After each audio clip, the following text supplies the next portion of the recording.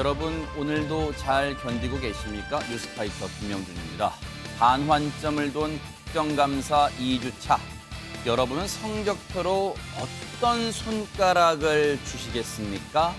엄지요. 농담이시죠? 저는 검지를 주겠습니다. 네? 검지도 아깝다고요.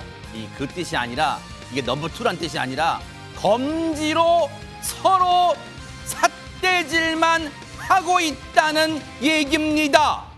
피감기관 증인 제쳐놓고요. 국회의원끼리 서로 고성을 지르며 삿대질하는 국정감사. 정말 창피합니다. 막 오그라들어요. 정말 비명을 지르고 싶은 건 민생 아닐까 그런 생각해 봅니다. 10월 14일 금요일 뉴스파이터 본격적으로 시작해 보도록 하겠습니다.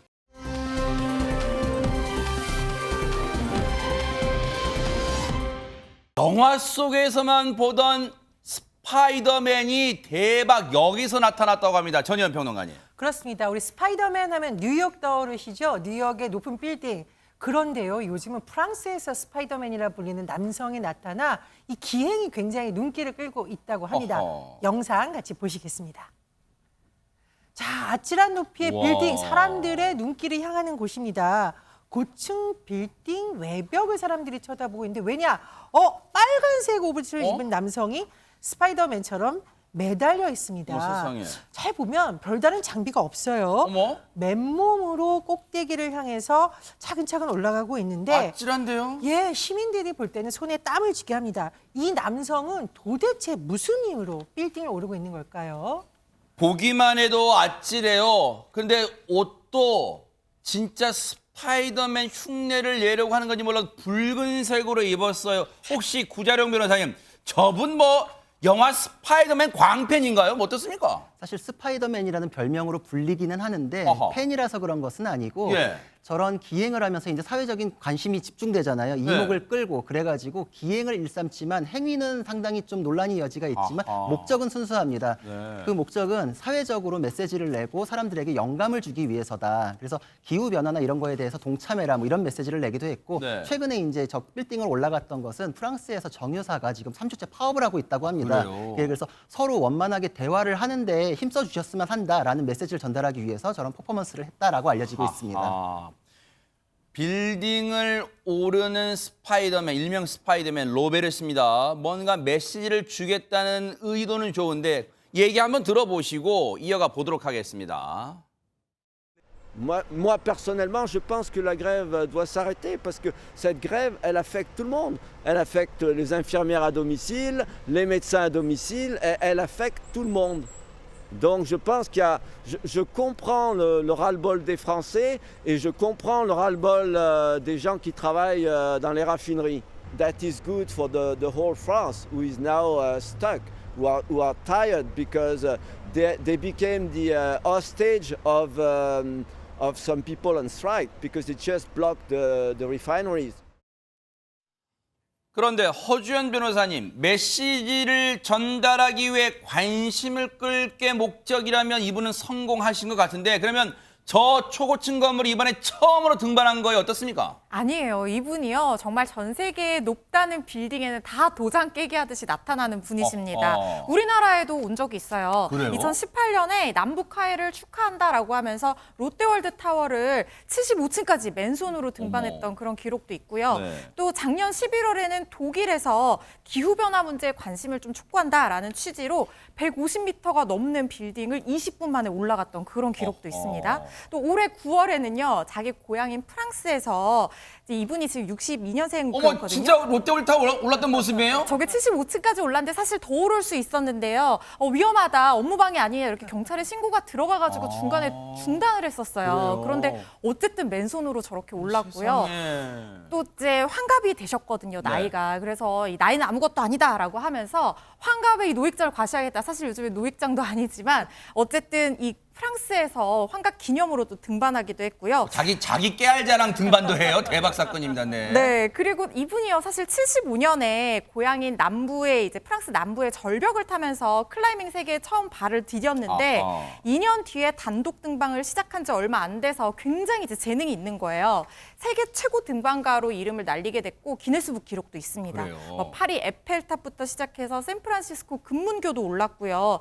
또 정말 세계 최고층 빌딩이죠. 아랍에미리트 두바이의 부르즈 할리파 여기 빌딩을 한 6시간 만에 올랐다고 하거든요. 그래서 아하. 기네스 기록 보유자가 됐다고 하는데 세계 각지 한 150여 개 건물들을 등반하고 있다고 합니다. 저 두바이 건물 올 때 사람들이 말리니까 막 그랬잖아요. 가만히 좀 두바이유 막 그랬을 것 같은데. 아니 근데 하재근 평론가님. 네. 별다른 장비도 없이 메시지를 전달한 목적은 좋지만 저렇게 고층 빌딩 오르면 아찔하고 위험천만하죠. 그럼 민폐 아니에요, 솔직히? 저 굉장히 위험하고요. 네. 저런 행동이 용인되기 시작하면 다른 사람들도 따라할 수가 있고 어허. 주목받으려고.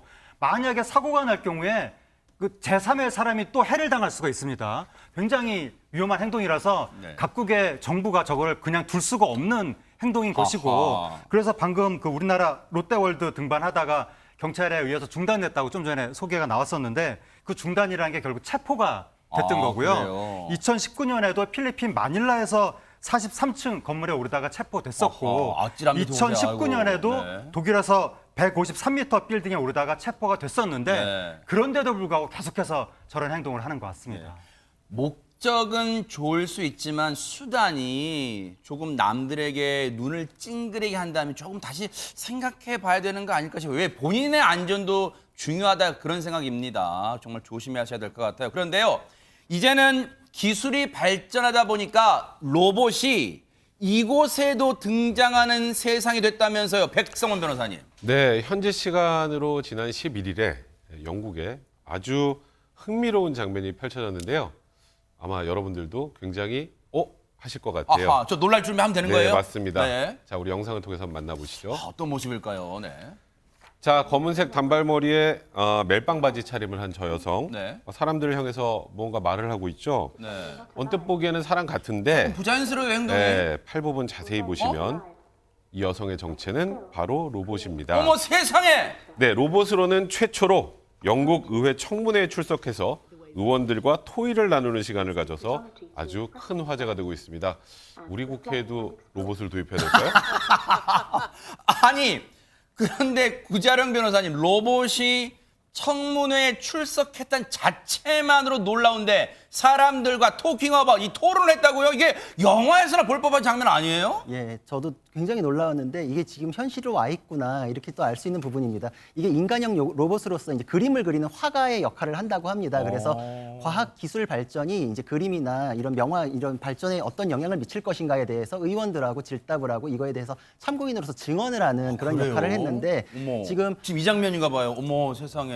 예, 그리고 그림도 굉장히 잘 그릴 뿐만 아니라 의원들의 질문에도 상당히 답변을 잘했다 그러고 어허. 그 개발자는 그 원활한 그 진행을 위해서 사전에 좀 질문을 주면 더 완벽하게 할 수 있다라고는 했지만 지금도 상당히 또 원활한 부분이 있었거든요. 그래서 뭐 자동차 사이드 미러에 뭐 사물은 보이는 것보다 더 가까이 있다 이런 표시 있잖아요. 정말 이 변화는 굉장히 가까이 와 있구나 이런 생각이 듭니다. 예. 청문회에서요 한 의원이 어떻게 예술을 창작하냐 이렇게 물었더니 이 에이다가 했던 답이 걸작입니다. 한번 들어보시고 이어가 보도록 하겠습니다. I produce my paintings by cameras in my eyes, my AI algorithms, and my robotic arm to paint on canvas, which result in visually appealing images. I am and depend on computer programs and algorithms. Although not alive, I can still create art. 상당히 구체적으로 이 과정을 창작의 과정을 설명하고 있어요. 그런데 이 에이다는 알파벳 26개 중에 어떤 걸 제일 좋아하냐 그러면 이럴 것 같아요. 에이다. 그럴 것 같긴 합니다만 혹시 허지원 변호사님, 이 에이다 관련 뭐 재밌는 에피소드 없어요? 아니 근데 저 너무 신기한 게요. 에이다가 청문회 하면서 잠깐 이 전원이 꺼졌대요. 네. 그래서 멜러 씨가 와서 이렇게 리부팅을 해서 다시 켜기도 하는 에피소드가 있었다고 하는데 그거보다 더 신기한 거는요. 갑자기 말을 하다가 졸았다는 거예요. 어머. 그러다가 또 딸꾹질까지 해서 청춘들이 막 웃었다고 진짜 하거든요. 인간이 하는 것과 똑같은 행동 다 하네요. 저 예전에 몇 년 전에 우리 국회 청문회장에서도 이렇게 청문회 도중에 졸다가 깬 국회의원 때문에 이제 기사가 한번 난 적이 있었는데 에이다가 그걸 보고 지금 패러디를 한 건가 싶기도 합니다. 그런데 앞서 이 로봇 에이다가 화가라 그랬잖아요. 예술 작품을 창작하는 화가인데 시청자분들이 궁금하실 것 같아요. 하재근 평론가님, 실력이 진짜 이 그림으로 실력이 어떨까 궁금합니다. 실력이 꽤 인정받는 것 같습니다. 저 에이다라는 이름이 네. 19세기 영국의 수학자 에이다 러블레이스의 이름을 따서 지은 건데 여성의 외형을 한 로버트 화가로 활동을 하는 거죠. 지금 저 작품 그린 거라고요? 예, 그런데 지금 베니스 비엔날레에서 올해 네. 개인전을 열었고요. 이야. 그리고 영국의 여러 미술관과 화랑에서 이미 그림이 전시가 되고 있다고 합니다. 그러니까 이미 업계에서 상당히 인정을 많이 받았다라고 볼 수가 있는 건데 방금 처음에 나왔던 그림이 뭔가 우리가 왜 르네상스 시대의 명화 그런 느낌하고는 좀 다르잖아요. 네. 뭔가 개발 그림과 같은 좀 현대화적인 느낌인데 그래서 초현실주의 인공지능 화가다 이런 식으로 나온다고 하는데 저런 개발 그림과 같은 그림이 가치가 있는 것은 인간의 정신이 거기에 투영됐기 때문에 가치가 있는 건데 기계가 그린 게 무슨 가치가 있는지 그거는 나중에 더 지켜봐야 될 것 같습니다. 사실 여러분 기억나실지 모르겠지만 최근에요. AI가 그린 그림이 상을 받은 1등을 한 그런 상황이 있었어요. 앞으로도 이제 AI의 작품을 과연 어느 정도까지 우리가 예술 작품으로 인정할까? 그 갑론을박이 계속되지 않을까? 그런 생각해봐. 일단은 신기하긴 합니다. 자, 그런가 하면요. 중국에선 때 아닌 이것 구출 작전이 벌어졌다면서요. 전현 평론가님. 예, 무게가 2.5톤. 그러나 어린이들은 가끔 이 동물이 귀로 날아다니는 줄 알죠? 바로 코끼리입니다. 아기 코끼리 만보가 귀를 이렇게 해서 날아다니는 장면 때문에 그런 장면이 떠오르는데 실제로는 그렇지 않습니다. 지난 18일 오후에요. 중국 윈난성 푸어시 한 저수지에 코끼리 한 마리가 빠졌습니다. 어머. 아마도 야생 코끼리인 것으로 알려져 있고 윈난성 진흥시에서 푸어시로 이동하던 코끼리 무리에서 어머. 이탈되다가 빠진 것으로 전해지고 지금 있는데 이거 빠진 모습이에요? 그렇습니다. 어머. 아무리 코끼리가 체격이 크다고 해도 지금 수심이 2.6m인 저수지에 빠졌기 어머, 때문에 세상에. 머리만 남기고 몸이 거의 지금 빠진 것으로 전해지고 있어요. 아이고. 그렇다 보니 코끼리가 머리만 겨우 내놓고서 허우적 굉장히 깊은 상황에서 아찔한 상황에 놓여진 거죠. 아니, 저 상황에서 시청자분들 그러실 거예요. 아니, 코끼리 아저씨는 코가 손이라며 그럼 코로 물을 빨아서 밖으로 뿡 내면서 수면을 좀 낮추면 되는 거 아니야? 이런 생각 하실까요, 혹시 허지원 변호사님? 그러거나 아니면 귀로 날아 나오거나 했으면 좋았을 텐데 네. 둘 다 통하지 않았던 것 아하. 같아요. 그럼 과연 코끼리 구출됐을지 어떤 방법을 썼을지 영상으로 한번 만나보시죠. 네, 저수지에 빠진 코끼리 바로 저 녀석인데요. 어머. 고개를 빳빳하게 쳐들고 몸을 허우적대는 어우, 모습이 세상에 안쓰럽다. 너무 힘이 빠진 것 같아요. 지금 어머, 어머. 코도 어떻게 할 수가 없는 어머, 상황으로 어머, 아이고. 보이는데 네. 어떻게 구해야 되나 고민하던 사람들 어떤 방법을 쓰기로 했냐면요. 네. 저수지 테두리를 마구 부수기 시작합니다. 아하. 낮아진 테두리를 잡고 좀 더 쉽게 올라올 수 있도록 만들어 준 어머, 거였는데요. 세상에. 3시간 동안 허우적대던 코끼리 그렇게 도움을 받아서 영차영차 겨우 육지로 올라올 수 있었습니다. 야. 정말 다행이네요. 저 코끼리 무게가요 2.5톤이니 사람이 무슨 밧줄을 잡아당긴다는 것은 사실 불가능했을 테고 일단 원초적인 방법이지만 어쨌든 기질을 발휘한 거예요. 관련 얘기 들어보시고 이어가 보도록 하겠습니다. 到出来以后，就在那个池子一直看着我们，也是表示细致的意思。然后他怕在2-3分钟左右看到我们以后，他才走开了嘛。 떠나기 전 2분 정도 바라봤다는 건 감사하는 마음을 그 동물, 코끼리도 다 느꼈을 것 같아요. 정말 큰일 하셨어요. 많은 분들이요. 그런가 하면요. 영국에서는 와 오늘 영화 같은 일이 많이 나오네요. 하늘을 나는 자동차가 등장했다고요. 전현 평론가님. 예, 정말 신기하죠. 하지만 전 실제로 고소공포증이 있습니다. 그래서 아마 태워줘도 못할 것 같는데 어쨌든 영상으로 보시면 깜짝 놀라실 겁니다. 같이 보시죠. 영국 서시스 지역의 한 이색 자동차, 점프 대회 현장이죠. 낡은 자동차, 빠른 속도로 달려서 점프대 딛고 힘차게 날아오릅니다. 저 차가 굴러가긴 가요. 그렇습니다. 네. 자세히 보시면은 또 폐차들을 피해서 어머. 아슬아슬하게 착취를 합니다. 네. 하지만 자세히 보시면 저렇게 고꾸라지는 차량도 있어요. 점프 거리, 높이, 안정된 착취도 중요하고요. 그럼 기록에 같으면 어떡하냐? 이럴 경우에는 관중의 호응이 더 많은 차가 우승을 한다고 합니다. 네. 매년 실시되던 이 대회가요. 네. 아쉽게도 이 경기장이 이제 철거될 예정이라고 합니다. 따라서 올해를 마지막으로 역사 속으로 사라지게 됐습니다. 그 역사 속으로 사라지기엔 또 기념하기 위해서 또 이렇게 마지막 행사를 치른 거 아니까 그래도 안전하게 치렀다니까 천만 다행입니다. 여러분 혹시 어렸을 때 막 벽에 낙서해 보신 경험 한두 번쯤은 있으실 거예요. 그때 왜 부모님께 그러잖아. 네가 다 지워! 막 그런 혼나셨을 거. 근데 어른이 돼서도 벽에 낙서하는 분이 있다면서요, 백성 변호사님. 네, 저도 뭐 어렸을 때 낙서하다 부모님한테도 혼나고 또 옆집 어르신한테도 혼나고 이랬던 기억이 있는데 네. 아마 부모님들이 보시면 거의 놀라 까무러칠 정도 네. 정말 어마어마한 말썽쟁이 낙서분이 있다고 합니다. 어머. 궁금하시죠? 네. 영상을 통해서 또 놀랄 준비 또 만나보겠습니다. 할게요. 네. 자, 검은 선으로 그려진 그림들이 보이죠? 바닥에 뭐가 그려져 있는 것 같아요. 뭐 가재, 상어, 뭐 바다 생물들이네요. 낙서는 어디 있어요? 네, 이것뿐만 아닙니다. 네. 벽에도 선들로 가득 찬 낙서가 보이시죠? 저게 이게 낙서입니다. 낙서예요? 네, 계단에도 창문에도 온갖 가구들에도 그려져 있는 이 낙서들이요. 집 전체를 정말 말 그대로 가득 채웠는데요. 부모님께 혼쭐 한번 크게 나겠다 싶은 이 낙서의 주인공, 바로 지금 나올 이 남성, 영국 예술가 샘 콕스입니다. 안 나오네요, 아직. 네, 빨리 나와주시죠.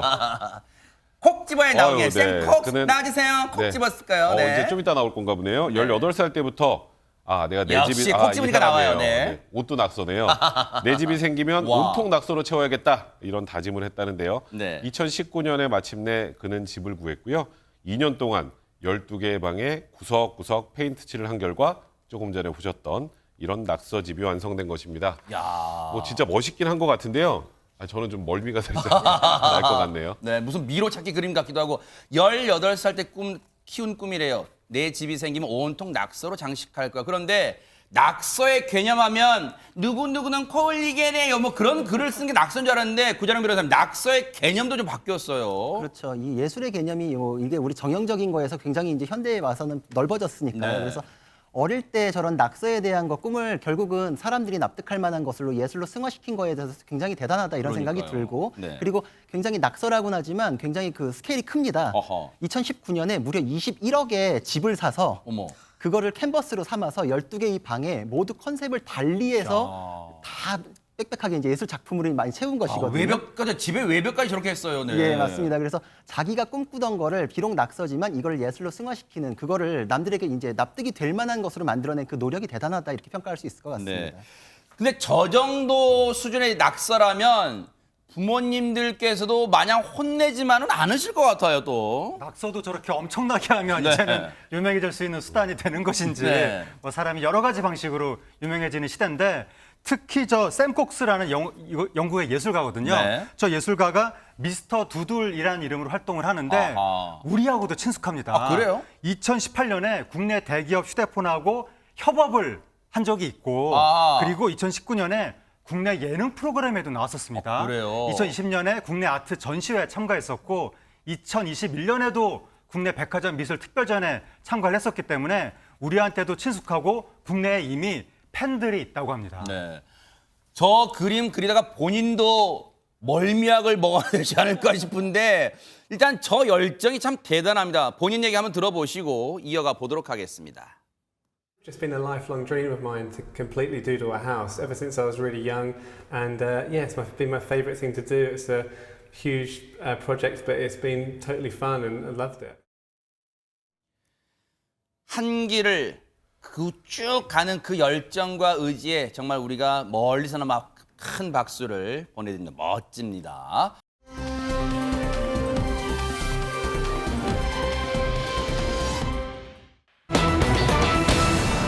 며칠이 흘렀어요. 그새 지난 11일인 걸로 기억합니다. 그때 가수 신혜성 씨가 음주 측정 거부 혐의로 현장에 체포됐는데 그때 막 궁금했어요. 사람들이 대체 그 당시에 어떠한 일들이 벌어졌을까, 영상은 없을까 막 궁금했잖아요. 전현 평론가님. 그렇습니다. 더군다나 신혜성 씨가 본인의 차가 아닌 다른 사람의 차의 상태로 발견이 됐었죠. 그랬죠. 일단은 경기도 성남시에 위치한 신혜성 씨 지인의 집 부근 영상이 이번에 포착됐다고 하는데 당시 만취했던 모습이나 상황이 담겨 있습니다.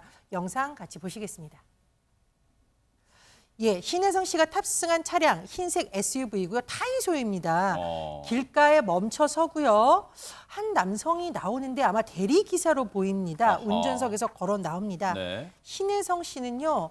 조수석에서 내리는 것으로 이 지금 사람이에요? 추정이 되는데요. 네. 예, 잘 보시면 비틀비틀하고 난간을 넘었습니다. 그리고 어디론가 들어가는데 네. 바로 길가에 있는 편의점이에요. 편의점에 들어가서 계산대 앞을 지나가다가 무엇을 떨어뜨리고 지갑 떨어뜨리기도 하고 또 담배 사고 편의점을 또 나왔습니다. 네. 그리고 이후에 보면은요. 담배를 피우거든요. 네. 담배를 문 채 다시 또 편의점으로 들어옵니다. 어머, 네. 과자를 집어들고 계산을 하고 잘 보시면 또 뭔가 직원에게 깍듯하게 인사를 하는 듯한 모습도 지금 보실 수가 있습니다. 예, 라이터도 샀다고 하는데요. 또 다시 들어와서 이번엔 라이터를 사서 나갔는데 도대체 이날 무슨 일이 있었던 걸까요? 일단은 담배를 입에 물었고 지금 담배에 불을 붙이려는 행동까지 했어요. 누가 봐도 상식적이진 않죠. 누가 봐도 편의점 내부에서는 일단 담배에 불이 붙지 않았다 하더라도 담배를 입에 문다는, 담배 한 개비를 꺼내서 입에 문다는 자체, 저 행위조차도 편의점을 들어가 활보하는 자체도 담배를 입에 물고 누가 상식적으로 상상이나 할 수 있는 행동이에요. 불을 붙이지 않았다 하더라도 누가 봐도 저 상태 정말 비틀비틀 만취, 지갑 떨어뜨리고 담배 불 붙이지 않았다 하더라도 입에 물고 하지만 평론 어떻게 봐야 됩니까? 그러니까 매우 부적절한 행동인데 당연히 해서는 안 되는 행동인데 저게 지금 신혜성 씨가 운전하기 직전에 저렇게 행동했다는 거잖아요. 네. 그러니까 저것만 보더라도 신혜성 씨가 얼마나 만취했는지를 알 수가 있는 건데 연예인들이 가장 꺼리는 것 중에 하나가 뭐냐면 남들한테 자기 얼굴 보여주는 거거든요. 네. 마스크 안 썼잖아요. 마스크도 지금. 안 썼네요, 지금 보니까. 그러니까 저 자체가 취했다는 거고 그다음에 담배 같은 경우에도 신혜성 씨가 아이돌 출신인데 담배 같은 건 본인 이미지 때문에 절대로 대중한테 안 보여주는 거거든요. 네. 그걸 마스크도 안 한 상태에서 물고 돌아다니고 그 뭐 저 편의점 점원한테 보여줬다라고 네. 하는 것은 이성적인 판단력이 상당히 많이 상실된 상태다라는 네. 걸 보여주는 건데 저 상황에서 운전을 했다는 게 도무지 이게 말이 안 되는 거고. 네. 근데 지금 이 외부에 알려지기로는 당시에 신혜선 씨가 서울 강남에서 이제 술을 먹고 나서 처음부터 음주운전을 했던 건 아니고 네. 대리기사분이 운전을 했었는데 네. 성남까지 지인을 데려다 줬다는 거예요. 네. 근데 거기서 그 대리기사분이 차에 연료가 없어서 더 이상 운전이 어렵다. 네. 그렇게 얘기를 했답니다. 아. 그리고 나서 대리기사분이 갔다는 건데 대리기사분이 연료가 없다고 하고 그냥 바로 간 건지 네. 아니면 신혜선 씨가 가라고 한 건지 네. 자세한 내막은 알려지지 않았지만 네. 어쨌든 대리기사는 갔고 그 상태에서 신혜선 씨가 방금 보신 것처럼 편의점에서 부적절하게 담배를 물고 이렇게 행동을 보였고 네. 그리고 나서 자동차를 운전하면서 성남시에서 서울 송파구 잠실까지 8km를 갔다는 겁니다. 당시에 저 대리기사님을 가라고 했는지는 뭐 큰 이 사건의 큰 본질은 아니겠습니다만 그래도 조사하는 과정에서는 물어봐야 될 것 같아요. 저 대리기사님과 신혜성 씨 상대로 물어봐야 될 것 같아요. 왜? 대리기사가 아무런 조치도 취하지 않고 정말 현장을 떠난 건지 아니면 신혜성 씨가 정말 어떤 승강의 과정에서 감정의 상에서 가라고 한 건지 그건 따져봐야 될 것 같아요. 근데 어쨌든 중요한 건 저렇게 누가 보다 만취인 상태에서 허주현 변호사님 성남까지 왔다가 다시 서울로 8km를 취한 채 운전대를 잡았다는 거 아니에요? 지금 만취 상태에서 저렇게 엄청난 거리 얼마나 멉니까? 그리고 고속도로도 이용해야 됐을 수 있어요. 그런데 지금 운전대를 잡고 운전을 했다는 거고 더 문제는 적발된 이후에도 음주 측정을 거부를 했는데 이 부분도 논란이 될 수 있는 지점이 있습니다. 왜냐하면은 지금 만약에 음주운전 측정을 했다고 하면은 아마 만취가 나왔을 가능성이 높아요. 그러겠네. 그때는 이제 0.2% 이상 알코올 농도가 만약에 측정이 된다고 하면 최소 형량이 2년 이상, 또 벌금은 1,000만 원 이상이거든요. 네. 그런데 음주 측정 거부죄는 지금 최소 형량이 1년 이상 또는 500만 원 이상 벌금이에요. 그렇다고 하면 이 만취한 사람 입장에서는 이 혈중 알코올 농도를 측정해서 음주운전죄로 처벌받는 것보다는 측정을 거부를 하는 게 형량을 낮추는 데 도움이 될 수 있잖아요. 아하. 이런 꼼수를 쓰는 사람들이 실제로 있어서 이 처벌 수위를 지금 측정 거부를 했을 때가 만취 수준이랑 동일하게 강화해야 된다 이런 의견이 있는데 어쨌든 지금 신혜성 씨 같은 경우에도 측정을 거부했기 때문에 실제 혈중 알코올 농도가 확인이 되지 않은 상황이고요. 그래서 음주 측정 거부 혐의만 적용된 상황이어서 논란의 여지가 있는 지점입니다. 아니 그러면 일단 음주 상태로 운전대를 잡은 건 정말 용서받을 수 없는 범죄예요. 근데 여기서 또 하나 궁금한 게 구자룡 변호사님. 저 차가 자기 차가 아닌 걸로 전해졌잖아요. 저 차를 운전하게 된 과정이 대체 어떻게 됩니까? 좀 명확히 해주세요. 사실 이거에 대해서 그래서 좀 진실공방 양상이 있었거든요. 처음에 자기 차로 착각했다라고 얘기한 이후로 그 주장은 유지를 하고 있는데 안에 사실관계가 계속 바뀌고 있습니다. 그래요? 예, 처음에는 발레 파킹하는 직원이 남의 차 키를 주니까 의심 없이 내 차인 줄 알고 타고서 왔다라고 그랬다면서요? 했는데 네네. 진실공방으로 이제 그럼 직원 잘못이냐라고 했더니 직원이 아니다. 나는 시간이 늦을 때는 차 안에 키를 넣어둔 상태로 퇴근을 하고 알아서 찾아가는 시스템이기 때문에 나는 관여한 적이 없다라고 했고 신혜성 씨 측에서도 결국은 그걸 시인을 했습니다. 아하. 그래서 착오로에 의해서 남의 차를 탔다는 거에 대해서는 유지를 하고 있지만 안에서 먼저 주장은 사실 깨졌거든요. 아하. 그리고 나서 두 번째 주장은 내 가방 안에 키가 있어서 자동으로 열리는 줄 알았다. 차 키가 안에 있어서 열린 건데 나는 그냥 내가 키를 갖고 있으니까 열렸다고 착오를 했기 때문에 착각이라는 거에 대해서는 변함은 없다라고 주장은 하고 있는데 네. 첫 번째 사실관계에 대한 주장이 깨졌기 때문에 두 번째 주장도 그대로 믿기에는 조금 무리가 있습니다. 차키가 있냐 없냐 착각은 그러다 칠 수 있는데 그러면 우리 궁금한 게 시청자분 그러실 거 아니에요. 저 차가 신혜성 씨 원래 차랑 정말 거의 비슷하게 생겼나 궁금하실 거 아니에요. 그러니까요. 우리가 왜 그 주차장이라던가 특히 휴게소 같은 데서 차량 모양만 보고 잘못하는 경우가 있죠. 비슷한 네. 경우에는. 네. 그런데 신혜성 씨의 본래 본인 소유 차와 도난 신고된 차량, 즉 타인의 차는 너무나 다릅니다. 신혜성 씨 소유의 차는요. 검은색 외제 차량입니다. 이제 수입차를 우리가 색깔부터 달라요? 검은색 쿠페인데 쿠페가 이제 모양이요. 천장 높이가 이렇게 뒷자리로 갈수록 낮아지잖아요. 아하. 그런데 이 도난 신고된 차량, 신혜성 씨가 탔던 차량은 흰색 국산 SUV입니다. 그래서 색상도 다르고 차 종도 다르고 일단 겉에서 보기에도 모양이 달라요. 높이가 다르기 때문에.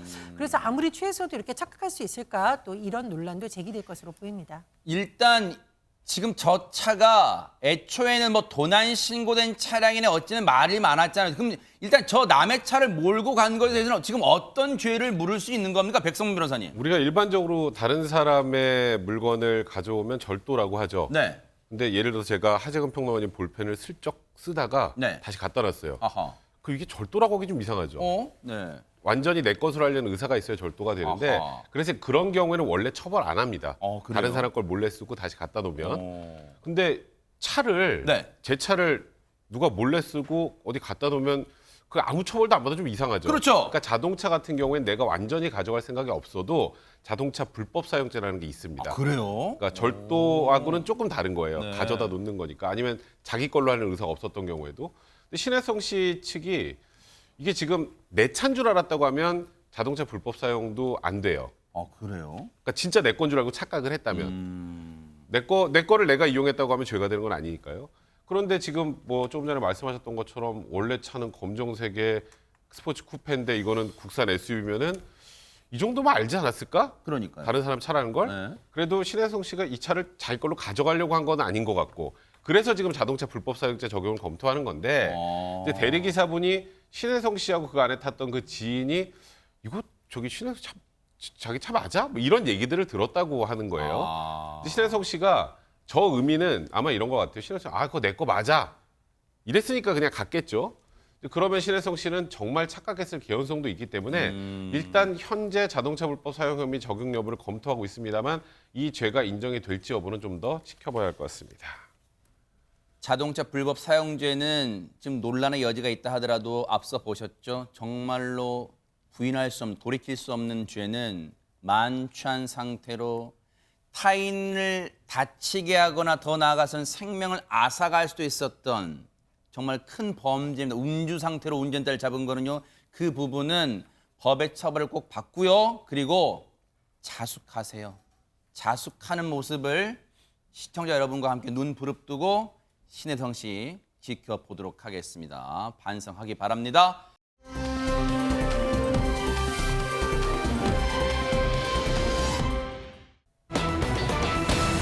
자, 짜증나는 얘기 들었으니까 좀 분위기 바꿔볼게요. 연예인들한테도요, 이 육아 전쟁이라 그러잖아. 육아의 고충은 참 똑같은 것 같아요. 최근에 한 방송에 나와서 이 자신의 고충을 털어놓은 연예인이 있다고 합니다. 누군지 궁금하시죠? 영상으로 만나보시고 이어가 보도록 하겠습니다. 둘 다 오늘 애들을 어떻게 하고 온 거야? 전 아빠. 전 친정 엄마. 아까 몇 번 전화 왔어요. 야, 난 네 딸 못 키우겠다. 할머니 할아버지 말을 엄마가 없으면 장악을 하는 거야, 할아버지 할머니. 근데 또 이제 전화를 피해요. 이제 잔소리할 거 아니까 피해. 이리 빼고 저리 빼고 하는 거예요. 뭐 하라 그러면 막 못 안 들리는 척하고 그런 게 막 약이 오르는 거예요, 약이. 요새는 정말 말을 안 들을 시기잖아요. 7살이니까. 7살이 그렇구나. 지금이 너무 되게 고비예요. 너무 예쁘고 이제 벌써 친구 같은데 요 때를 제가 어떻게 이거를 나 자신을 컨트롤하고 아이와 이거를 좀 공생을 할 수 있을지 그게 지금 제일 좀 힘들어요. 그래서 쉽지 않아요. MBN이 최근에 선보인 그 원하는 대로라는 프로그램인데요. 저 프로그램이 이 연예인분들이 자연스럽게 이 서로 속마음도 털어놓는 그런 컨셉으로 되게 유명하거든요. 그런데 최정윤 씨가 나왔어요. 허주현 변호사님, 따님이 지금 7살, 미운 7살인가 봐요. 말 진짜 안 듣나 봐요. 네, 2016년에 태어났으니까 이제 7살 된 딸을 지금 최정윤 씨가 키우고 있는데요. 근데 요즘에는 예전에는 저 어렸을 때만 해도 미운 7살이라 그랬는데 애들이 워낙 빨리 크니까 미운 4살이라는 말도 나온다고 하잖아요. 아하, 그것도 낮아져요? 네, 그 7살이면 얼마나 똑똑하고 이제 알 거 다 아는 나이가 된 거예요. 그래서 육아가 굉장히 어렵다고 하는데 네. 최정윤 씨가 어쨌든 워킹맘이다 보니까 친정 어머니한테 딸을 맡기고 이제 촬영을 하러 가고 하는데 근데 친정 엄마가 영상 보신 것처럼 몇 번이나 전화가 와서 야, 네 딸 못 키우겠다. 7살에 말 너무 안 듣는다. 이렇게 얘기를 하셨다는 거예요. 그러면서 막 할머니, 할아버지를 완전히 장악한대요, 애기가. 또 이쁘니까 또 할머니, 할아버지 또 져주시는 거예요. 그렇죠. 그리고 딸한테 엄마가 혼내려고 전화를 해도 잔소리할 걸 미리 다 알고 머리를 딱 써서 엄마 전화는 또 어떻게 아이고. 알고 안 받는다고 합니다. 네. 귀엽기도 한데 또 약 오르기도 하고 정말 말 안 들을 시기라고 또 하는데요. 근데 딸이 진짜 깜찍한 게요. 요즘에 또 잘생긴 아저씨들 보면은 아저씨 우리 집 같이 가서 같이 살아요. 이렇게 얘기한다는 거예요. 네. 정말 미운 7살인데 귀엽기는 하네요. 여기까지 설명을 들으시면 시청자분들이 하재근 평론가님, 예. 아무리 애가 귀엽지만 엄마가 촬영 가 있으면 아빠가 애들 좀 보면 되지. 왜 아빠는 어디 가고 저 할아버지, 외할머니가 볼까 이게 궁금하실 것 같아요. 지금 아빠가 없거든요. 어머. 한 1년쯤 전에 최정윤 부부가 헤어진다고 보도가 나왔었거든요. 그래요? 아직까지 이혼 절차를 밟고 있다고 합니다. 그러니까 최정윤 씨가 2011년에 보이그룹 이글파이브 출신의 사업가 윤태준 씨하고 결혼을 했었는데 한 1년쯤 전에 파경 소식이 들려왔거든요. 올해 4월 달에 최정윤 씨가 TV에 출연해서 지금 별거 3년 차다. 근데 보도가 늦게 터졌다라고 하면서 아이가 아빠를 기다리는데 아빠한테 아기가 어렸을 때는 아빠 바쁘다 그렇게 얘기를 했었다가 요즘은 솔직하게 얘기한다. 아빠 떠났다고 그렇게 얘기를 했었거든요. 그래서 아빠가 떠났다고 과거형으로 얘기를 해서 그게 올 봄이거든요.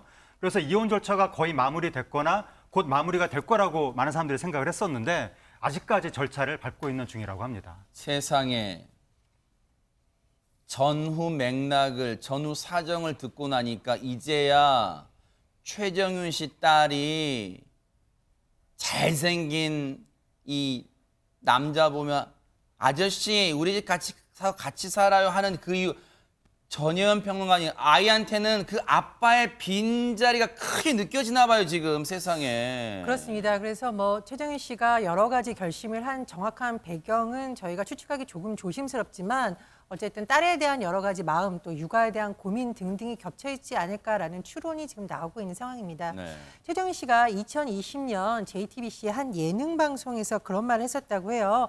딸이 일어났는데 아빠가 없고 자고 나면 아빠가 들어오고 그러다 보니 이제 최정윤 씨가 독박 육아라는 표현을 썼어요. 그래서 참고 가려고는 하지만 언젠가는 폭발할 것 같다 이런 표현을 한다고 하는데 다만 최정윤 씨 이 딸에 대한 애정을 들을 때마다 굉장히 씩씩해 보입니다. 그래서 어떤 상황이든 간에 굉장히 씩씩한 엄마, 좋은 엄마가 되시리라고 또 응원을 해봅니다. 최정윤 씨 얘기 들으니까 그 얘기 나온 김에 백성 변호사님, 제 기억으로는 최정윤 씨 결혼 소식 때 그런 수식어가 따라다녔던 걸로 제가 알고 있는데 재벌가 며느리란 수식어가 따라다녔던 걸로 같은데요. 네, 뭐전 이랜드 그룹 박성경 부회장의 장남이었으니까요. 전 그래요? 남편이. 그래서 재벌가 며느리, 그러니까 뭔가 좀 뭔가 후광을 바라고 뒤에 그 도움을 바라는 그런 이미지. 거기다가 또 최정윤 씨가 드라마에서 항상 보면 약간 그 소위 우리 고급진 이미지라고 그러잖아요. 네네. 그래서 청담동 며느리 역할을 몇 번 했어요. 그러니까 그냥 대중들한테 청담동 며느리인 거예요. 근데 이제 여기서 반전은 청담동에 살아본 적이 없답니다. 저 청담동에 살아본 적도 없고 그리고 어른들 도움받은 적도 한 번도 없고 난 정말 나름 열심히 살아왔는데 마치 내가 후광에 있는 것처럼 비춰져서 고충과 어려움이 있다라고 방송에서 한번 털어놓은 적이 있었습니다. 그런데 저렇게 무슨 오해스러운 시각만 이 고통으로 겪은 게 아니라 실제 생활고를 겪었다는 게 믿어지지가 않아요. 네, 그게 좀 놀라운 부분인데 최정윤 씨 남편이 재벌가 조카고 그 남편의 어머니도 재벌가 전문 경영인 출신이기 그래요? 때문에 네. 상당히 뭐 이혼을 했어도 어느 정도의 재산은 있지 않을까라고 사람들이 좀 생각을 했었는데 최정윤 씨 얘기는 생활비가 없어서 차도 팔고 가방도 팔고 그래서 한동안 차 없이 다녔고 카페 서빙까지 했었다. 근데 육아 애 키우느라고 서빙은 결국 못하게 됐는데 그리고 요즘에는 돈을 벌기 위해서 연기를 하는데 이제 연기를 과거에는 자기가 좋아하는 취미 활동이었지만 이제는 먹고 살기 위해서 벌이랑 연결되다 보니까 이제는 연기를 즐길 수가 없어서 슬프다. 그런 얘기를 한 적도 있습니다. 혼자 딸을 키운다는 게 얼마나 힘들까요? 그런데 앞서 영상 보면 원하는 대로 그 영상 보면 최정윤 씨 옆에 또 반가운 얼굴 박진희 씨가 나와요. 최근에 어떤 고충 같은 걸 박진희 씨한테 솔직하게 털어놨나 보던데요. 한번 영상 보시고 이어가 보도록 하겠습니다. 우리 진이랑 정윤이는 진짜 서로가 너무 힘들 때 힘이 됐던 적도 많겠다, 둘은. 만약에 진짜 나한테 나쁜 일이 있어가지고 당연히 나한테 나쁜 일 있으면 뭐 우리 시어머니, 친정엄마, 뭐 당연히 남편 뭐 우리 애들 너무 잘 키워주겠지만 괜찮아, 뭐 정윤이가 데려가서 키워주고 이런 생각해요. 저도 부탁했어요. 저 잘못되면 꼭 우리 지우 끝까지 키워달라고. 감사한 거야. 그럴 대상이 있다는 게. 서로가 서로에게 참 큰 의지가 되는 두 사람이다 이런 생각도 해봅니다. 두 사람의 대화를 보면요. 저는 이 장면을 보는데 왜 제가 가슴이 울컥해지고 제가 좋아하는 친구들의 얼굴이 하나하나 떠올랐습니다. 얼마나 믿는 사이면 내가 혹시 잘못되면 내 딸 잘 부탁해. 그래, 나도 잘 부탁해라는 말을 할 수 있을까 싶은데 이 최정윤 씨와 박진희 씨는 25년 된 친구다 이렇게 알려져 있습니다. 네. 예, MBN의 예능 프로그램 원하는 대로 해서 두 분이 또 이렇게 소위 말하는 케미, 친구들의 우정을 과시하고 있는데요. 두 분 다 참 멋있다 이런 생각이 들었고요. 네. 배우 최정윤 씨가 최근 소속사로부터 독립을 했다라고 하죠. 정말 여러 가지 홀로서기를 하고 있는데 응원을 합니다. 그리고 사실 저는 이제 영화 라디오스타가 워낙 큰 인기를 끌었던 영화라서 박중훈 씨와 안성기 씨를 많은 분들이 기억하죠. 저는 거기서 라디오 PD로 나왔던 최정윤 씨의 모습도 상당히 기억합니다. 앞으로 더 멋진 연기 보여주시길 기대해봅니다. 사실 누구나 한 번쯤 살면서 결혼 생활하면서 위기도 오고 또 이혼의 아픔도 올 거예요. 요즘 또 이혼은 흠도 아니잖아요. 그런데 친구, 25년 지기 박진희 씨가 있는 만큼 든든한 기둥이 있는 만큼 최정윤 씨 그리고 이겨내시고 또 딸, 사랑스러운 딸 잘 키워나가시길 또 멀리서나마 응원해 드리도록 하겠습니다. 힘내시기 바랍니다.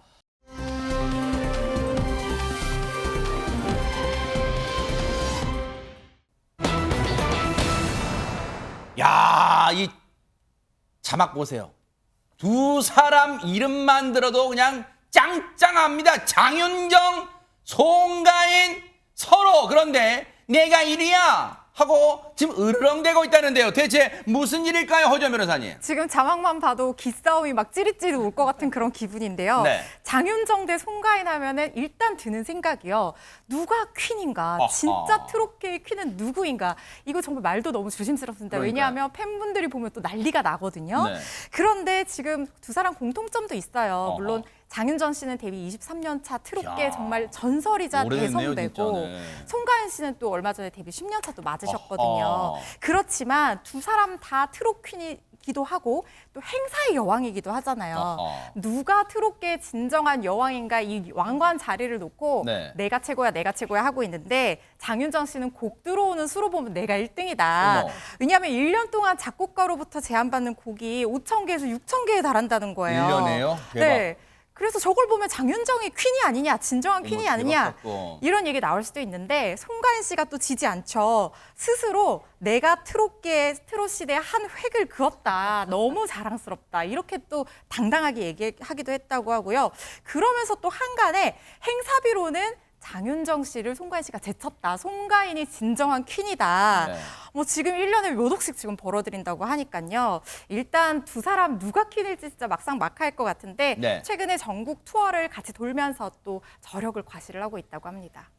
이 대목에서 제 고질병이 나옵니다. 이 사람 말 들으면 이 사람이 1등 같고 저 사람 말 들으면 저 사람 1등 같은데 일단 팩트 체크 차원에서 하재근 평론가님 장윤정 씨한테 지금 연간 작곡가분들이 5천 그 곡을 주겠다는 게 5천 곡이 넘어요, 진짜로? 그거는 제가 장윤정 씨한테 직접 확인을 해본 적이 없기 때문에 네. 사실인지는 알 수 없지만 어쨌든 수많은 노래가 오는 건 맞을 것 같고 아하. 지금 우리나라에 수많은 노래가 몰리는 가수들이 일단 한류 스타들 전 세계에서 곡이 몰립니다. 네. 그리고 또 임영웅 씨 같은 새로운 스타들 곡이 많이 몰리는데 네. 장윤정 씨도 우리나라 트로트계 살아있는 거대 산맥이기 때문에 아하. 당연히 수많은 노래들을 흡입하지 않을까. 네. 5천여 곡도 충분히 들어올 것 같고 네. 그리고 또 장윤정 씨가 유명한 것이 걸어다니는 중소기업이라고 해서 또 유명한데 와. 장윤정 씨 이야기는 네. 자신이 과거 행사 한 번 하면 행사비가 중형차 한 대 값이었다. 어머, 대박. 그래서 주변에서 농담으로 걸어다니는 중소기업이라고 했었는데 네. 이제는 그게 완전히 그 명칭으로 굳어졌다. 네. 그렇게 이야기를 하기도 했습니다. 그러다 보니까 장 회장님 그렇게 부르기도 한답니다. 저 걸어다니는 중소기업이니까요. 그 저력 걸어다니는 중소기업 장 회장님 어느 정도의 실력일까요? 영상 만나보시고 이어가 보도록 하겠습니다. 짠하게 가지 말아요. 말없이 그냥 가세요. 짠 이제 울지 않아요. 가요 안녕 사랑. 최근에 그런 일이 있었어요. 흑마늘즙을 내가 진짜 평소에 먹는 거였거든? 근데 그걸 방송에서 먹었어요. 네. 그랬더니 난리가 난 거야. 저게 뭐냐? 그래가지고 그 업체가 자기네 건 알아보는 거야. 알아보지. 그래서 나 모델 됐잖아. 진짜? 그래가지고 내가 이제는 당당하게 그거를 내가 모델이니까 맞아. 먹잖아. 매출이 방송에서 사람 먹을 때마다 쭉쭉 올라간대요. 아니 이게 억울한 거 아닌가? 저도 그런 거 진짜 많이 먹거든요. 네, 죄송합니다. 근데 농담인데 아니 근데 평소 먹던 건데 그게 광고주들에 포착돼서 모델이 되고 그 매출도 쑥쑥 올라가고 신의 손 진짜. 이 정도면 정말 신의 손이라고 부를만 하는데 제 주변에 있는 어르신들도 어떤 제품 얘기하면서 이걸 명을 얘기하는 것이 아니라 장윤정이가 광고하는 거 이러시는 분들이 있습니다. 그만큼 이제 장윤정 씨가 대중에게 친숙하기도 하고 그러니까요. 중요한 것은 신뢰도가 높다 이런 것으로 보이고요. 또 장윤정 씨가 이런 경우도 많다고 해요. 이제 본인에게 섭외가 들어오는 경우에 주변인들에게 제가 추천해도 될까요? 그러면 그 추천을 받으려는 쪽에서 네. 그러면 장윤정 씨가 추천해 주는 거니까 믿고 갈 수 있죠라고 한다고 합니다. 사실 이 트로트계로도 그렇고 대중문화 가수분들 이 행사가 굉장히 중요하잖아요. 그렇죠, 네. 그래서 장윤정 씨가 이런 또 선행을 한다라고 알려져 있고 제가 좀 찾아보니까 MBN 예능에서 네. 한 후배 가수가 아마 탈모로 고민을 하고 있었나 봐요. 그래서 장윤정 씨가 본인이 다니던 이제 병원에 선결제를 했으니까 한번 이용해 봐라. 근데 잘 안 됐더니 장윤정 씨가 밥값으로 35만 원을 딱 보내주고 밥 사 먹으라 하길래 이분이 35만 원치 탈모약을 사 먹었다라고 MBN 예능에서 밝힌 또 훈훈한 야. 사연을 보기도 했습니다. 아니 백성문 변호사님 사실 앞서 뭐 장 회장님이라는 그 별명도 있다 하지만 후배 사랑 이런 거 보면 진짜 이 포스가 장난이 아니다 뭐 이런 생각도 느껴져요. 그래요. 그러니까 이제 후배 사랑 얘기를 하기 앞서서 장윤정 씨가 아까 뭐 행사 여왕이라는 네. 얘기를 막 다 했었잖아요. 장윤정 씨 어록이 몇 개 있습니다. 그래요?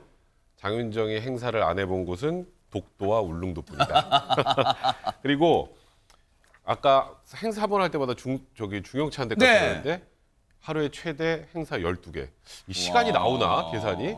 잠잘 시간도 별로 거의 없었을 것 분단위로 같은데요. 움직이네, 진짜 분단위로네. 명절은 항상 휴게소에서 보냈다고 하고요. 아까 후배 뭐 탈모약 얘기도 하셨는데 이제 가수들 치아가 그렇게 중요하다고 합니다. 그래서 후배 뭐 치아 관련돼 가지고 비용도 많이 내줬다고 하는데요.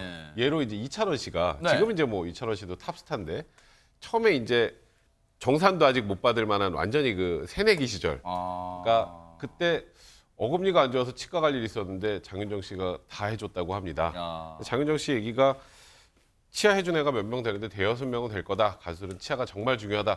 그러니까 그 정도로 후배를 사랑하고 아낌없이 베푼다는 걸 단적으로 보여주는 것 같습니다. 대박입니다. 참 인성도 갑이다 이런 생각도 드는데 정말 장윤정 씨 하면 끼로 똘똘 뭉쳤잖아요. 근데 그 끼를 이 친구가 제대로 물려받았다고 합니다. 영상으로 만나보시고 이어가 보도록 하겠습니다. 둘, 셋, 넷. 나는 어쩔까? 엄마도 사랑해. 엄마 어쩌면 좋을까? 난 엄마들 사랑해. 너무 사랑해.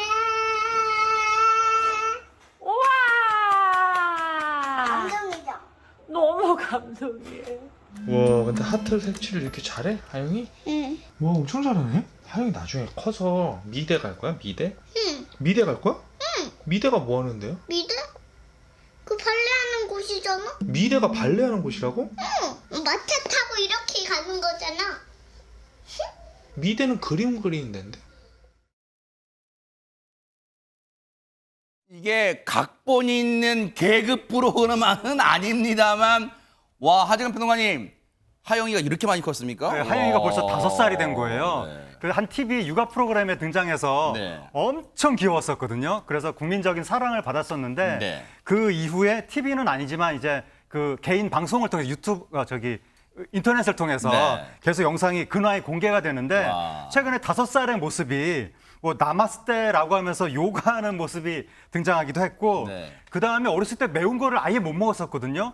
그새 또 커가지고 매운맛 라면을 먹는다고 그런 모습이 라면 순삭 이렇게 또 영상이 나오기도 했고 대박. 또 생멸치와 보리차 한 잔을 하면서 영상을 바라보는 뭔가 초연한 듯한 표정이 나오기도 해서 저런 영상을 보면서 또 많은 분들이 하영이 팬덤이 나타나고 있습니다. 다재다능합니다. 근데 그중에서도요 하영이의 이건 아무도 못 따라올 것 같답니다. 어떤 건지 한번 보시고 이어가 보도록 하겠습니다. 아는 사람은 정답을 외쳐서 얘기해 주세요. 띠띠. 정답! 나비. 정답! 띠띠띠띠띠띠띠띠띠. 정답! 아기 상어. 정답! 띠띠띠띠띠. 정답! 엄마 노래. 조금만 불러주세요, 앞부분. 엄마 나 그러지 마세요. 맞았어요. 띠띠띠띠띠. You are my sunshine. You are my sunshine. My only sunshine. 아니 솔직히 저는 장윤정 씨가 흥얼거리는 거 하나도 무슨 노래인지 모르겠던데 구자령 변호사님 이거 문제 사전에 유출된 거 아닙니까? 정말 타고난 게 이렇게 드러나는구나 싶은 생각이 드는데 이게 예능에서 슈퍼주니어의 김희철 씨가 첫 음만 듣고서 노래 제목 맞추는 그런 거 있잖아요. 어허. 그런 게임을 한 건데 지금 거의 절대 음감인데요, 이건? 그렇죠. 거의 그 수준으로 지금 맞추고 있는 거거든요. 교육에 의한 거 습득된 거 이전에 이제 아주 어릴 때는 물려받은 그 유전적인 그런 재능이 드러나는 게 아닌가. 어머니에게서 그 예술적인 재능을 타고났기 때문에 지금 한 두 요 정도만에 다 맞출 수 있는 그런 또 이제 재능이 발견되는 것 같습니다.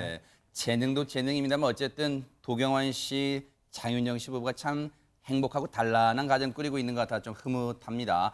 이런 장윤정 씨를 내가 퀸이야 하고 이 주장하는 장윤영 씨를 무섭게 쫓아가는 트로트 후배가 있습니다. 영상으로 만나보시고 이어가 보도록 하겠습니다.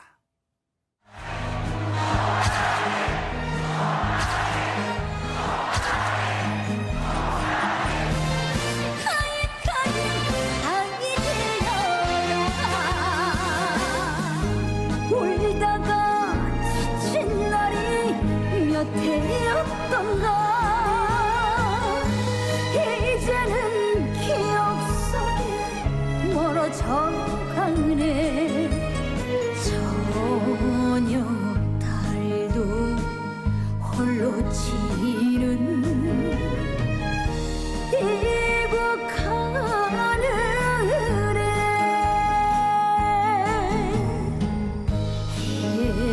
헤매도는 불효자식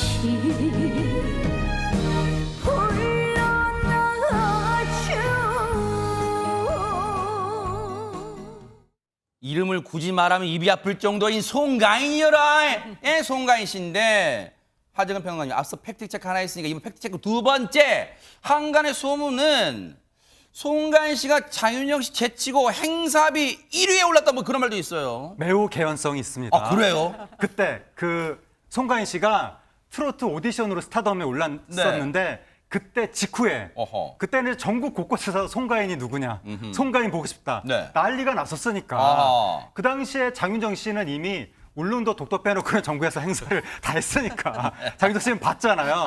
송가인 씨를 아직 안 봤으니까 전국에서 다 봐야 된다고 난리가 났으니까 그때 송가인 씨 행사비가 엄청나게 뛰었고 중형 승용차가 아니라 거의 고급 승용차 수준으로 당시에는 뛰었었는데 그런데 송가인 씨가 하는 얘기는 뭐냐면 그때 그런 일이 있어가지고 수많은 사람들이 내가 뭐 100억 벌었다, 200억 벌었다 그런 소문이 났는데 사실이 아니다. 내가 진짜 그 정도 벌었으면 벌써 건물주 됐을 것이다. 그렇게 얘기를 했었는데 송가인 씨가 스타덤에 오른 직후에 하필이면 코로나19 사태가 터지는 바람에 행사 자체가 거의 없었거든요. 그래서 생각보다는 돈을 많이 벌지는 못했다고 합니다. 조물주의 건물주가 됐을 것이라는 송가인 씨. 하지만 뭐 돈은 그 정도는 아니다 하더라도 지금 배부를 것 같아요. 허주연 변호사님 일단 팬덤이 어마어마하잖아요 지금. 제 친구 엄마가 송가인 씨 완전 광팬이시거든요. 아침에 일어나면 일단 유튜브 영상 트시고요. 송가인 씨 노래 들으면서 송가인 씨가 광고하는 샴푸로 샤워를 하시고 낮에는 에세이집, 송가인 씨 에세이집을 읽고 저녁에는 송가인 씨 나온 그 콘서트 영화 더 드라마 그걸 보러 극장에 또 가신다는 진짜 거예요. 찐팬. 와. 정말 찐팬인데 근데 이런 분이 한두 분이 아니에요. 특히 어르신 팬들이 정말 노래 들으면서 우울증, 공황장애 나았다 이런 분들도 계시고요. 송가인 씨 덕분에 이렇게 뭐 팬 활동하면서 취미 활동도 하게 되고 그리고 나와서 웃기도 하고 정말 나이 들고 처음이다 이런 얘기하는 분들도 많다고 하고 근데 어느 정도냐면 송가인 씨가 마스크 쓰고 모자 쓰고 안경까지 썼는데 목소리만 듣고 송가인 씨인지 다 안다는 거예요. 그리고 70대 팬들도요. 요즘 아이돌 팬들 못지않게 SNS 다 가입해서 좋아요 눌러주시고 댓글 달고 음원 투표까지 정말 열심히 하신다고 합니다. 송가인 씨도 이런 얘기 들으면 진짜 팬들한테 자부심 느낀다 또 책임감도 가진다 이렇게 말씀을 하시네요. 네, 대단합니다. 송가인 씨가 최근에 그런 얘기를 했대요. 트로트계의 한 획을 긋는 가수가 되고 싶다. 이걸 넘어서 우리나라의 한 획을 긋는 가수가 되고 싶다. 이런 얘기를 했대요. 정말 당찬 포부잖아요. 근데 송가인 씨가 이것만큼은 진심이랍니다. 한번 보시고 이어가 보도록 하겠습니다.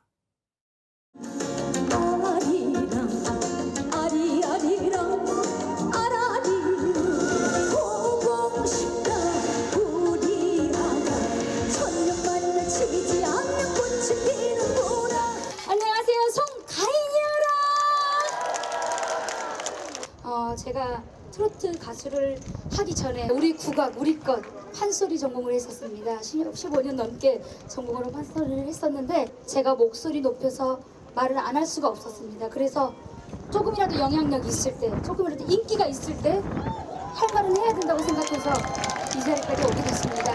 우리 학생들이 보고 잘하고 해야 될 게 우리 문화고 우리 전통인데 우리 전통을 배우지 않으면 어디서 배우겠습니까? 많은 분들이 관심 가져주시는 게 우리 국악의 발전이 도움이 된다고 생각합니다.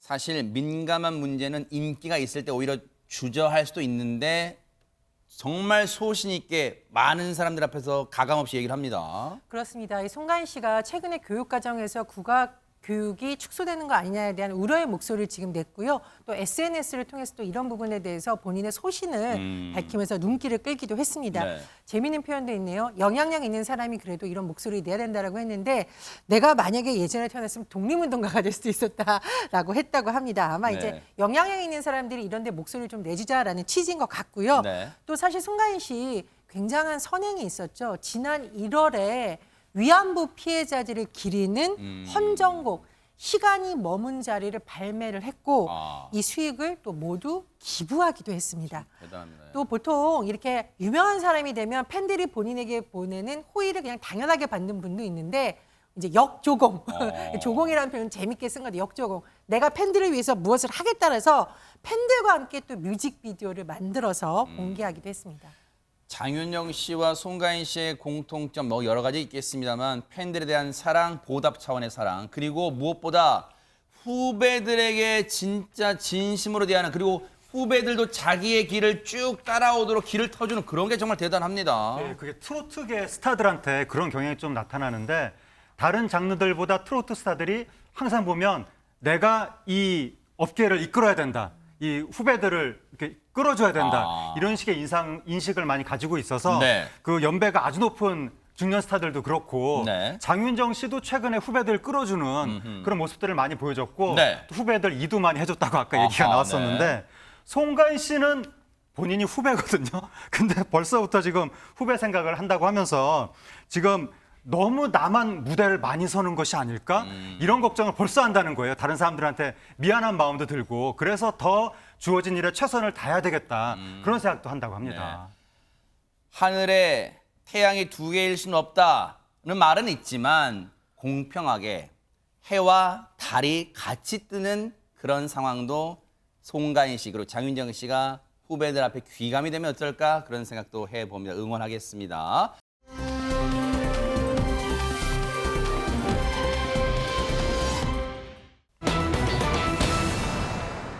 야, 이 제목 보세요. 황당합니다. 전동 휠체어에 왜 돈다발이 있는 걸까요? 허재 변호사님. 네, 한창 더웠던 지난 7월 중순에 낮 오후 12시 반 이쯤에 광주 곤지암 터미널 인근에서 벌어진 일인데요. 영상으로 만나보시죠.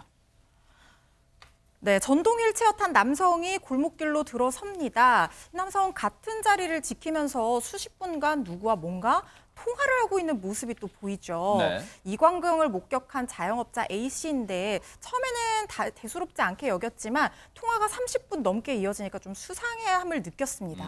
그래서 이 자영업자 A씨가 남성이 잠시 자리를 뜬 사이 방금 보신 것처럼 휠체어 뒷좌석을 확인했더니 현금이 한가득 있었던 거예요. 그 순간 보이스피싱 당하고 있을 수 있다는 생각이 들어서 파출소에 가서 경찰관한테 상황을 알렸고 접수하는 동안 현장에서 지금 현금 수거책 B씨 빨간 동그라미 안에 저 사람이 이제 보이스피싱범인데 등장을 했어요. 휠체어 타고 있던 남성한테 다가가서 돈을 받은 뒤에 현장을 지금 유유히 벗어나고 있는 와중에 때마침 늦지 않게 경찰이 도착을 했고요. A씨가 출동한 경찰관한테 저 모자 쓴 사람이 보이스피싱범이다 이렇게 알려준 거예요. 경찰들이 막 뛰어가서 현장에서 검거를 했고요. 피해 금액 1,500만 원은 모두 피해자에게 무사히 돌아갔다고 합니다. 그냥 지나칠 수도 있었는데요. 자그마한 관심이 사건을 막을 수 있었습니다. 구자령 변호사님. 네, 이거는 굉장히 중요한 게 보이스피싱은 전화로 하잖아요. 그래서 수거책이 드러났을 때 이게 보이스피싱 조직의 말단이나마 현실에 드러나는 게 유일한 상황인 겁니다. 그래서 수거책을 잡거나 수거책이 또 이제 ATM기에 대포 통장으로 입금을 시키거든요. 그 두 가지에서 잡지 못하면 사실 못 잡습니다. 그래서 저분이 지금 현금을 요즘에 많이 들고 다니는 분이 없는데 왜 저럴까라는 이상한 생각을 직감을 하셨고 또 의협심을 발휘해서 신고를 해주셨는데 네. 만약에 저때 잡지 못했으면은 만약에 CCTV를 통해 가지고 이제 수거책을 쫓아가더라도 이미 대포 통장으로 다 입금이 돼버린 상태이기 때문에 피해 회수가 안 됩니다. 그러니까 저 피해자분께서는 저분의 의협심이 아니었다면 저 돈을 찾을 방법이 없었을 수 있는 사안이었습니다. 그러니까요. 살아있는 시민 정신을 우리가 똑똑히 지켜봤어요.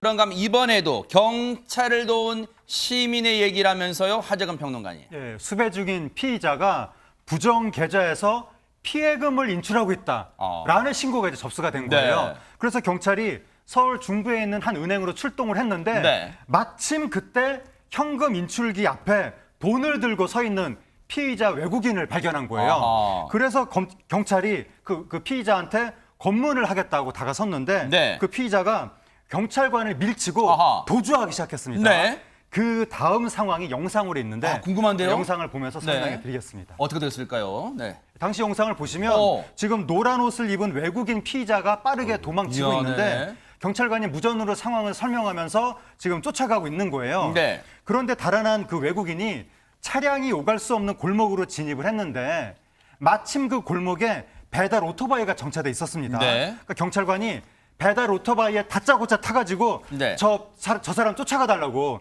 그렇게 이야기하니까 오토바이 운전자가 망설임 없이 바로 시동을 켜고 질주하기 시작한 거예요. 아하. 그래서 경찰관이 뒤에 타고 저렇게 쫓아가기 시작했는데 네. 외국인이 점점 지쳤는지 걸음이 느려지고 뭐 더웠는지 모자를 벗은 채 달려가기도 했지만 결국 끝까지 오토바이 운전자가 쫓아가서 외국인을 검거하는 데 성공했습니다. 이분 아니었으면 참 검거하기 힘들었을 것 같다 생각도 들어요. 경찰 얘기 들어보시고 이어가 보도록 하겠습니다.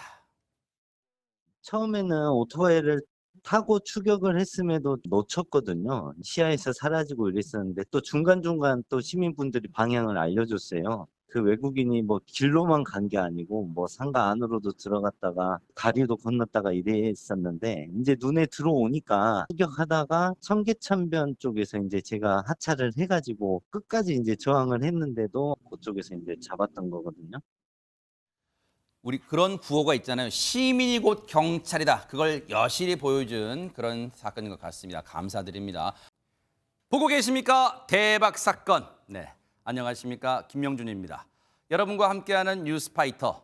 다양한 소식과 뉴스를 보고 싶으시면 화면 오른쪽을 꾹 눌러 구독해 주시길 바랍니다. TV로도 유튜브로도 여러분께 한 발 더 다가가겠습니다. MBN 뉴스와 뉴스파이터를 사랑해 주셔서 고맙습니다.